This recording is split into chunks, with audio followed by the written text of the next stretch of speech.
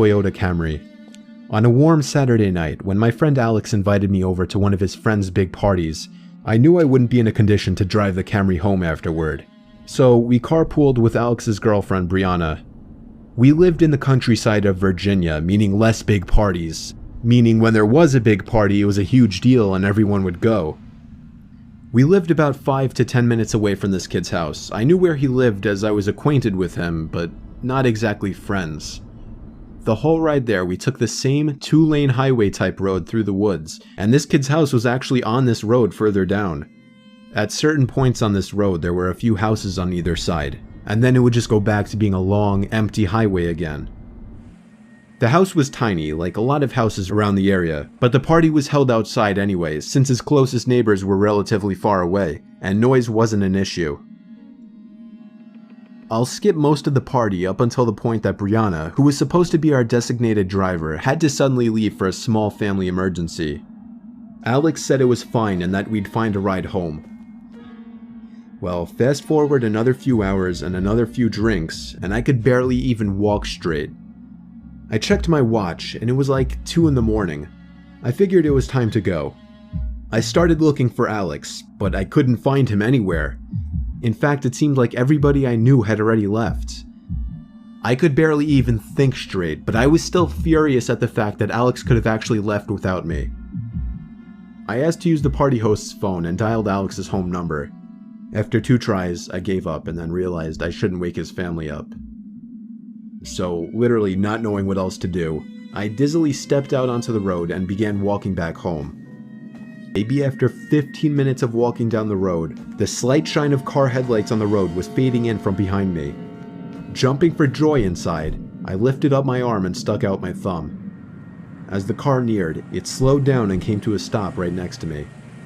The man driving the '98 Ford Explorer rolled down the window and asked where you headed. I told him my house was just down the road and beyond a right turn, probably slurring my words beyond comprehension. He chuckled and told me to hop in.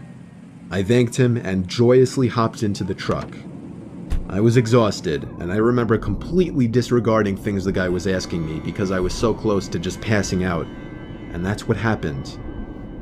The memories of being in that truck turned to a fog as I'm sure I passed out.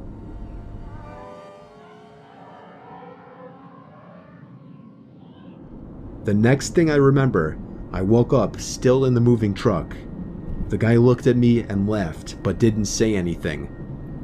I looked around and realized the road we were on wasn't familiar. I nervously asked, where are we going? He then said, so what were you doing out this late anyway? As the man answered my very straightforward question with another irrelevant question, the sobering reality of the situation hit me. You can let me out anywhere, I told the man. The man responded with a firm no. I felt like throwing up as he said that. No, I really actually felt like I was going to throw up. I started to gag as I felt more and more nauseous by the second. The man took his eyes off the road to look at me, and that's when I thought of the perfect distraction.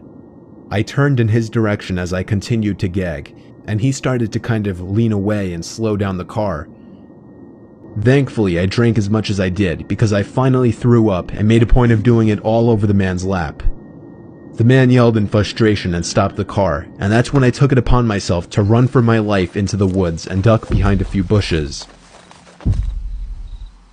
The man came following into the woods with a flashlight, and on 2 separate occasions, he shined the light straight over me without noticing.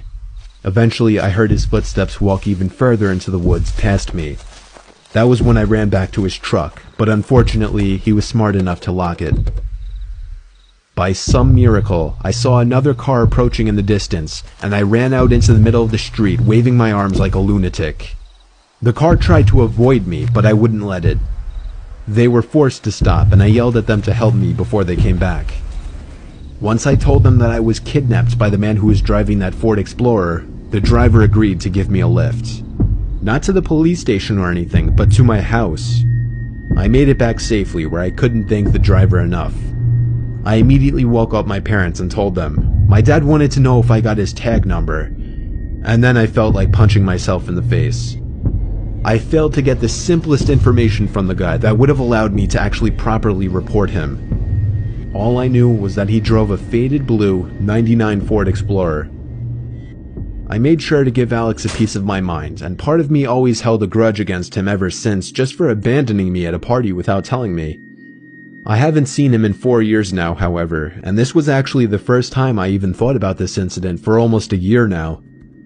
As time goes on, even the worst of memories may start to fade, but after writing this to share with the internet, it's once again fresh in my mind.